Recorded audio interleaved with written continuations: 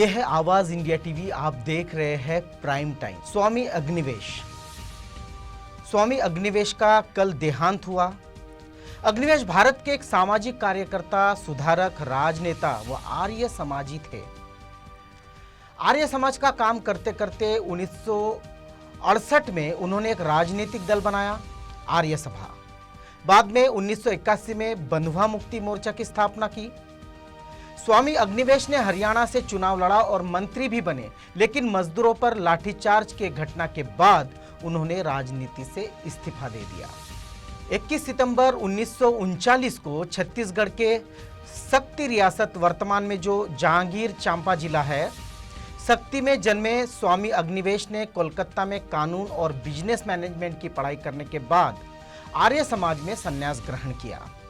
स्वामी अग्निवेश पर नक्सलियों से सांठगांठ और हिंदू धर्म के खिलाफ दुष्प्रचार का आरोप है, जिसके कारण भारत के अनेकों अवसरों पर उनके खिलाफ विरोध प्रदर्शन हुए हैं। जन लोकपाल विधेयक के लिए आंदोलन कर रही अन्ना हजारे की टीम में भी स्वामी अग्निवेश का अहम रोल है। जंतर मंतर पर अन्ना के साथ उस अनशन के दौरान अग्निवेश भी पूरे समय अन्ना के साथ साथ ही रहे थे। बंधुआ मुक्ति मोर्चा के संयोजक रहे स्वामी अग्निवेश इन दिनों माओवादियों से बातचीत के लिए चर्चा में थे। माओवादियों और भारत सरकार के बीच की कोशिश कर रहे सामाजिक कार्यकर्ता और बंधुआ मुक्ति मोर्चा के संयोजक स्वामी अग्निवेश का मानना था कि भारत सरकार और माओवादी मजबूरी में शांति वार्ता कर रहे हैं। उनका कहना था कि दोनों के सामने इसके अलावा कोई विकल्प भी नहीं थी। माओवादी प्रवक्ता आजाद की पुलिस मुठभेड़ के मारे जाने के बाद उस घटना को लेकर सरकार को कटघरे में खड़ा करने वाले स्वामी अग्निवेश का कहना था कि उस घटना में शांति वार्ता को गहरा झटका पहुंचा। हालांकि कई मुद्दे पर सिविल सोसाइटी और अग्निवेश के बीच मतभेद भी पैदा हुए। असली मुद्दा प्रधानमंत्री और न्यायपालिका को लोकपाल के दायरे में रखना या नहीं रखना, उसे लेकर हुआ। कहा जाता है कि अग्निवेश ने इस बारे में एक विवादास्पद बयान देकर सिविल सोसाइटी को नाराज कर दिया था। अग्निवेश ने कहा था कि अगर सरकार सिविल सोसाइटी की बाकी मांगों को मान ले तो पीएम और न्यायपालिका के मुद्दे पर सिविल सोसाइटी नरमी बरतने के लिए तैयार है। लेकिन सिविल सोसाइटी ने इस बयान को बिल्कुल गलत करार दिया। जुलाई 2018 में स्वामी अग्निवेश झारखंड गए, जहां उन पर कथित भाजमुयो कार्यकर्ताओं ने हमला किया, उन्हें मारा पीटा। स्वामी जी ने प्रशासन भी सुरक्षा प्रदान न करने का आरोप लगाया था, किंतु पुलिस अधीक्षक ने स्वामी जी के कार्यक्रम की जो सूचना होती है वो मिलने से इनकार कर दिया था। कल ILBS अस्पताल दिल्ली में लीवर सोरासिस की बीमारी के चलते स्वामी अग्निवेश का देहांत हुआ। स्वामी अग्निवेश का तो देहांत हो गया, ये सिर्फ उनका अंत नहीं है। ऐसे बहुत से भगवाधारी है जो भगवा ग्रहण किए हुए हैं, लेकिन कट्टरता का विरोध कर रहे हैं। इस विरोध का एक नेता, एक सैनिक कल हमें विदा कर गया। स्वामी अग्निवेश तो हमारे साथ नहीं रहे, उनकी आलोचना भी होती रही है। बहुत सी आलोचनाएं होती है। एक आलोचना तो हम बार बार सुनते हैं, मोदी पर होती है आलोचना। हम करते भी है इस तरह की आलोचना कि मोदी ने देश के लोगों को बचकानेपन की ओर ले जाने का काम किया। ताली, थाली, दिया, मोमबत्ती, गो कोरोना गो गाना जैसे तमाम टोटकों को और क्या कहा जा सकता है, जिनका औचित्य हम समझ नहीं पाते। लेकिन क्या आप जानते हैं कि मोदी हम सबको पहचानते हैं कि हम क्या है, वरना हम थाली, चिमटा, ढोल, बाजा लेकर सड़कों पर क्यों उतर आते। कोरोना को भगाने के लिए हम तो व्हाट्सएप पर भी ये संदेश साझा करने में जुट जाते हैं कि इन टोटकों से वायरस खत्म हो जाएगा।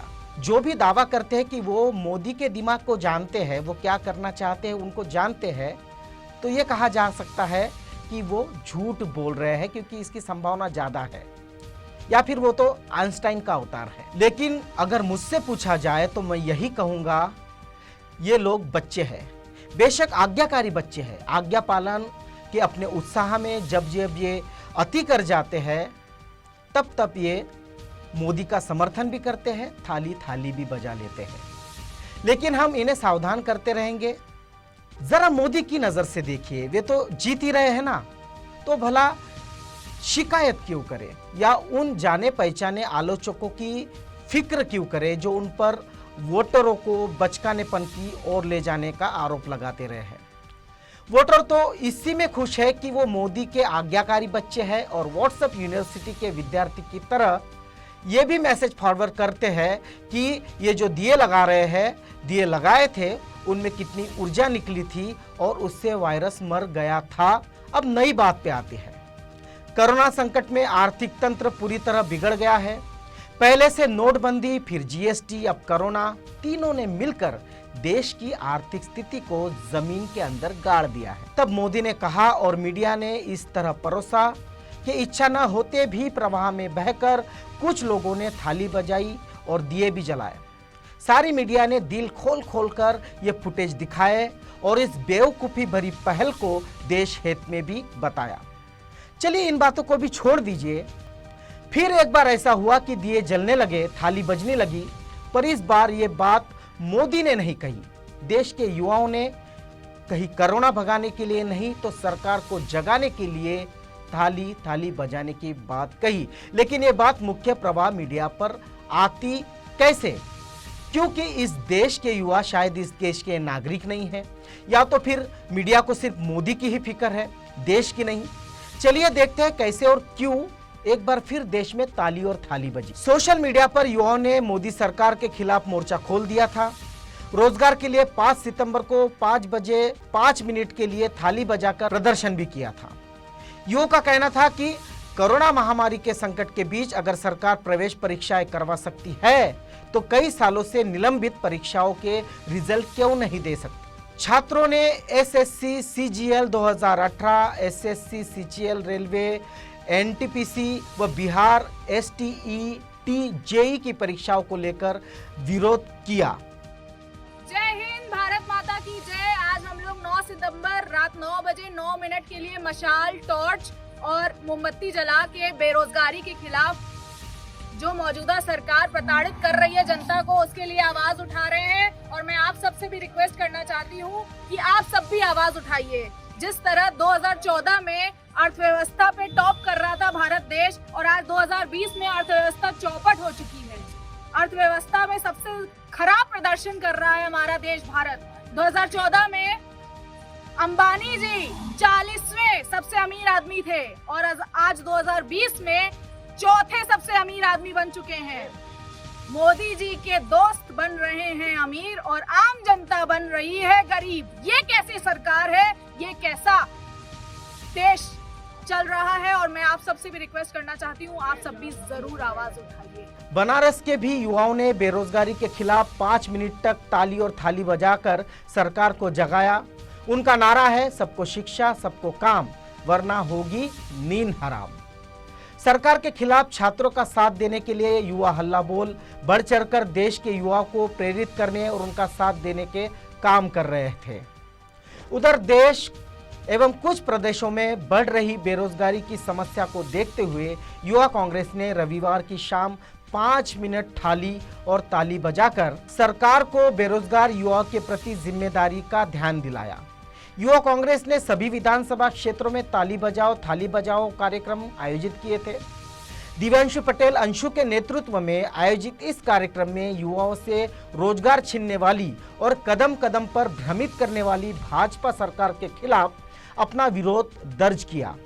इस मौके पर संदीप जायसवाल, लालू यादव, रवि पांडे, सचिन चौहान, रवि राजभर, मुकेश, सचिन, दिलीप, सुरेश आदि सभी कार्यकर्ता मौजूद थे। वैसे ही सपा के युवा नेतृत्व अभिनव सिंह तथा आरिफ खान के नेतृत्व में घरों, गलियों और इधर छतों पर भी युवाओं ने ताली थाली बजाकर सरकार को जगाया। युवाओं ने ताली थाली बजाकर मोदी सरकार के विरोध में प्रदर्शन किया। आरोप लगाया कि मोदी और योगी बेरोजगारी को दूर करने का कोई उपाय नहीं कर रहे हैं।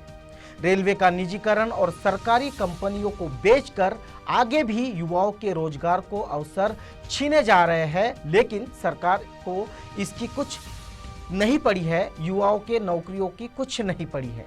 युवा हल्ला बोल संस्थापक अनुपम ने कहा कि सरकारी भर्तियों में देरी की समस्या को दूर करने के लिए जब तक संस्थागत सुधार नहीं किए जाते तब तक युवा हल्ला बोल का संघर्ष जारी रहेगा। अगर बड़े पैमाने पर सुचारू और समयबद्ध ढंग से चुनाव करवाए जा सकते हैं तो भर्ती परीक्षा क्यों नहीं? अगर चुनाव के लिए मॉडल इलेक्शन कोड लागू हो सकता है तो भर्ती परीक्षाओं के लिए मॉडल एग्जाम क्यों नहीं लग सकता? देश के कई हिस्सों में बेरोजगार युवाओं ने शाम 5 बजे इसी बात के लिए थाली और ताली बजाई। उत्तर प्रदेश, बिहार समेत हिंदी पट्टे में ग्रामीण क्षेत्रों में छात्रों ने सरकार की गलत नीतियों का विरोध किया। पिछले कुछ दिनों से रोजगार के गंभीर सवाल पर उदासीन सरकार के प्रति छात्रों में भारी आक्रोश दिख रहा है। ये पूरे हिंदुस्तान के अंदर नरेंद्र मोदी जी की सरकार आई थी, उन्होंने रोजगार को लेकर बड़े बड़े वादे किए थे। उन्होंने अपने भाषणों में कहा था कि प्रतिवर्ष 2 करोड़ रोजगार देने का हम काम करेंगे। रोजगार देने की बात तो छोड़िए, आज करोड़ों लोगों को जो अपनी नौकरियां कर रहे थे उनको उससे अपना हाथ धोना पड़ रहा है। आज इनकी व्यवस्था ऐसी हो जा रही है कि जो लोग अच्छी खासी नौकरी व्यवस्थित नहीं कर रहे थे उनको भी नौकरी से निकाला जा रहा है। आज ऐसे तमाम सारे नौजवान जो बेरोजगार हैं उनकी आवाज को बुलंद करने का काम युवा कांग्रेस कर रही है। आज पूरे उत्तर प्रदेश के अंदर एक साथ करोड़ों कार्यकर्ता जो यूथ कांग्रेस के हैं उन्होंने थाली और ताली बजाकर जो नरेंद्र मोदी की भाषा है जो वो समझते हैं उसी भाषा में उनको समझाने का काम किया है। थाली और ताली बजाकर हमने नरेंद्र मोदी जी को जगाने का काम किया है। ये बता देना चाहते हैं कि युवा अपने अधिकार के लड़ना जानता है। आने वाले लोकसभा के चुनाव में अगर आपकी यही स्थिति रही तो युवा अगर गद्दी बैठा सकता है आपको तो आपको गद्दी से गिराने का भी काम करेगा। तो मैं इस बात को स्पष्ट कर देना चाहता हूँ, जो हिंदुस्तान का करोड़ों का करोड़ जो नौजवान है जो रोजगार के लगातार परेशान है, इनकी समस्याओं पर हल नहीं करेंगे तो नरेंद्र मोदी जी स्पष्ट समझ लें उनके जाने का समय सत्ता से बाहर है। नई दिल्ली में भी मोदी सरकार की नीतियों से तंग आकर युवाओं ने, विद्यार्थियों ने एक बड़ा मुहिम सरकार के खिलाफ छेड़ दी। 5 सितंबर को देश के विभिन्न हिस्सों में लोगों ने थाली थाली बजाकर गुस्सा जताया। ट्विटर पर 5 बजे से 5 मिनट ट्रेंड चलाया गया जिसमें लोगों ने सरकार की गलत नीतियों के खिलाफ अपना विरोध दर्ज कराया। लखनऊ, इलाहाबाद समेत कई जगहों पर थाली बजाकर युवाओं ने प्रदर्शन किया।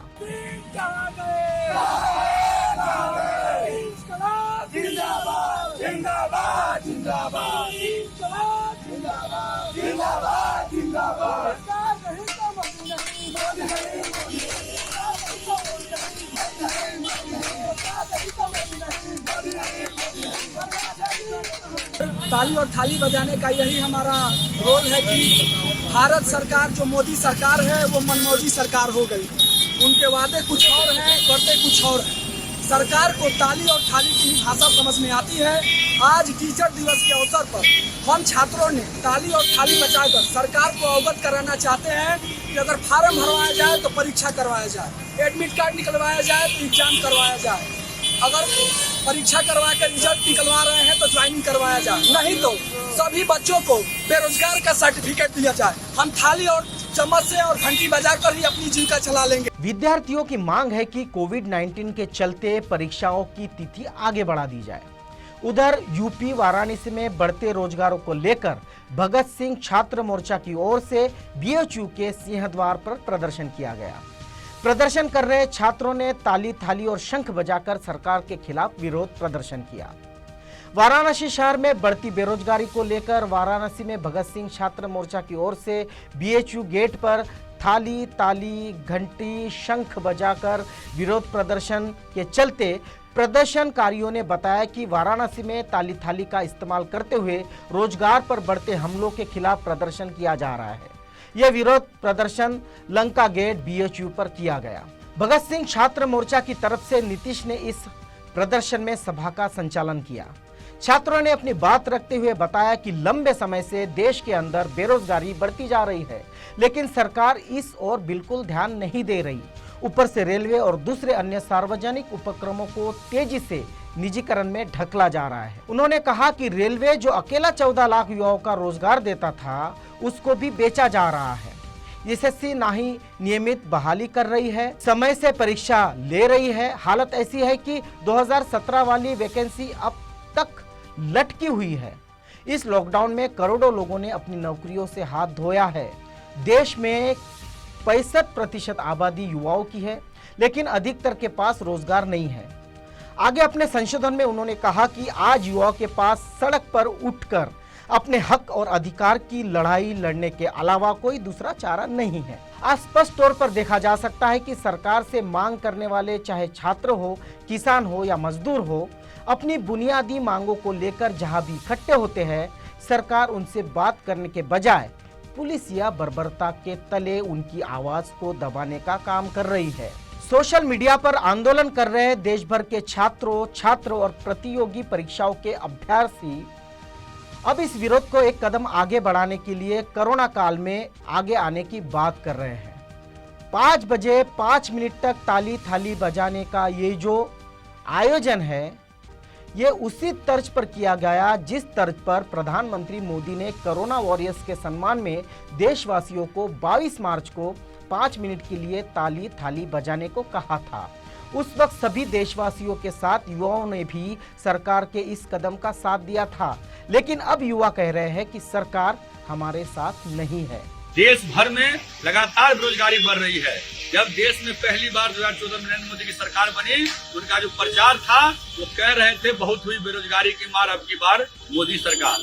हर वर्ष 2 करोड़ रोजगार का वादा करके नौजवानों का वोट पाई, और आज तमाम जो सरकारी संस्थान हैं जहां उनको सम्मानजनक रोजगार मिल सकता है देश के नौजवानों को, उसको धीरे धीरे बेच रही है, बल्कि आप ये कहिए कि बेच चुकी है। और इसके खिलाफ आज छात्र नौजवानों में जबरदस्त गुस्सा है, और लगातार 1 सप्ताह से इस गुस्से का इजहार छात्र नौजवान फेसबुक पर, ट्विटर पर और तमाम सोशल मीडिया पर कर रहे हैं। और आज जब देश भर का छात्र नौजवान एक सुर से ये कहा कि हम बेरोजगारी के खिलाफ ताली थाली पीटेंगे। मोदी जी आपने कोरोना के खिलाफ पिटवाया था, लेकिन कोरोना का कुछ नहीं हुआ, लेकिन बेरोजगार नौजवान आज ताली पीट रहा है, थाली पीट रहा है, और ये मांग कर रहा है कि जो बेरोजगारी बढ़ी है उसको खत्म किया जाए। 2018 में जो एग्जाम लिए गए उसका रिजल्ट आज तक नहीं आया है, और लगातार एग्जाम जो फॉर्म भराए जा रहे हैं उसका एग्जाम नहीं हो रहा है। तमाम तरह की जो प्रतियोगिता परीक्षाएं हुई हैं उसके रिजल्ट को जारी करने की मांग हम कर रहे हैं। लेकिन मोदी ने जो ताली थाली का कार्यक्रम बताया था, उसके लगभग 5 महीने बीत जाने के बाद अब जब देश अनलॉक प्रक्रिया के तहत पूरी तरह से खुल गया है, सरकारें नीट, जी-नेट, बीएड और बीएचयू, डीयू, जेएनयू सहित कई विश्वविद्यालयों की परीक्षा कराने लगी है, तब ये प्रतियोगी छात्र विभिन्न प्रतियोगी परीक्षाओं के रिजल्ट और परीक्षा तारीख का ऐलान कराने की मांग सरकार से कर रहे हैं। ऐसी एक अभ्यर्थी प्रधानमंत्री को एक चिट्ठी लिखती है और कहती है कि देश के युवाओं ने आपका हमेशा भरपूर समर्थन दिया है, आपके कहने पर ताली थाली भी बजाई है, लेकिन बेरोजगारी के मसले पर प्रधानमंत्री चुप्पे क्यों साधे हुए हैं, और इससे छात्र और अभ्यर्थी निराशा के गर्ते में जा रहे हैं। गौरतलब है कि बीते रविवार 30 अगस्त को प्रधानमंत्री मोदी ने देश से मन की बात की थी, लेकिन उन्होंने नीट, जी, एसएससी, रेलवे, यूपीएससी, बिहार, एनटीईटी सहित तमाम छात्रों के मुद्दे को अपने इस संबोधन में शामिल नहीं किया था। निराश अभ्यर्थियों ने इसके बाद प्रधानमंत्री की इस वीडियो को यूट्यूब पर खूब डिसलाइक दिए थे। अभ्यर्थियों का कहना है कि एसएससी, रेलवे सहित केंद्र सरकार की पिछले 3 साल की दर्जन भर भर्ती परीक्षाएं पेंडिंग है। कहीं पर फॉर्म भरने के बाद 1 साल से अधिक परीक्षा का डेट नहीं आया है, तो कई परीक्षा होने के बाद भी परीक्षा के परिणाम नहीं आ रहे हैं, तो कहीं पर परिणाम आने के बाद ज्वाइनिंग नहीं दी जा रही है। ऐसा ही अलग अलग राज्यों में भर्ती परीक्षाओं का भी हाल है, जहां पर 2013-14 तक की भर्ती परीक्षाएं अब तक अटकी हुई है। अगर सभी राज्यों और केंद्र सरकार की इन पेंडिंग भर्ती प्रक्रियाओं को जोड़ा जाए तो इनकी संख्या 100 से अधिक हो जाएगी, जिसमें 10 करोड़ से अधिक छात्र और अभ्यर्थी प्रभावित है। सिर्फ रेलवे की एनटीपीसी और ग्रुप डी की परीक्षाओं के लिए ही 2 करोड़ से अधिक अभ्यर्थियों ने फॉर्म भरा था। लोकसभा 2019 से पहले घोषित इस परीक्षा का अभी तक कोई खोज खबर नहीं है, जबकि इसके 1.5 साल बीत चुके हैं और सरकार इसकी बदौलत युवाओं के बहुमूल्य वोट भी पा चुकी है। सरकारों के इसी उदासीन रवैयों को देखते हुए देश भर के प्रतियोगी परीक्षाओं के छात्र सोशल मीडिया पर, खासकर ट्विटर पर आंदोलनरत है। उन्होंने अभी कुछ दिन पहले ही एसएससी और रेलवे परीक्षाओं के परिणाम और परीक्षा की तारीखों की घोषणा के लिए ट्विटर पर speak up for SSC railway students hashtag से आंदोलन चलाया था, जो सिर्फ भारत ही नहीं पूरे विश्व में नंबर 1 पर ट्रेंड हुआ था। इसके बाद एसएससी ने अपने कुछ परीक्षाओं के रिजल्ट की तारीखों की घोषणा की थी। हालांकि रेलवे और अन्य परीक्षाओं की तारीखों की घोषणा अभी बाकी है। अब जब बिहार और बंगाल में चुनाव है तो भारी घोषणाओं की बारिश होने की संभावना है। अब इन मुद्दों पर व्हाट्सएप यूनिवर्सिटी के विद्यार्थी खूब प्रोपेगेंडा फैलाएंगे। मोदी के नाम पर वोट बटोरने का काम किया जाएगा। मीडिया जो आज कंगना सुशांत के रंगों में रंगा है, कल किसी और रंग में खुद को रंगेगा और देश को भी उन रंगों में मशगूल कर देने की कोशिश करेगा। आप खुद निर्णय करें, या फिर आप लोग मोदी मीडिया के रंग में रंग जाए या देश के रंग में रंग जाए। आप देख रहे हैं आवाज इंडिया, ये है प्राइम टाइम।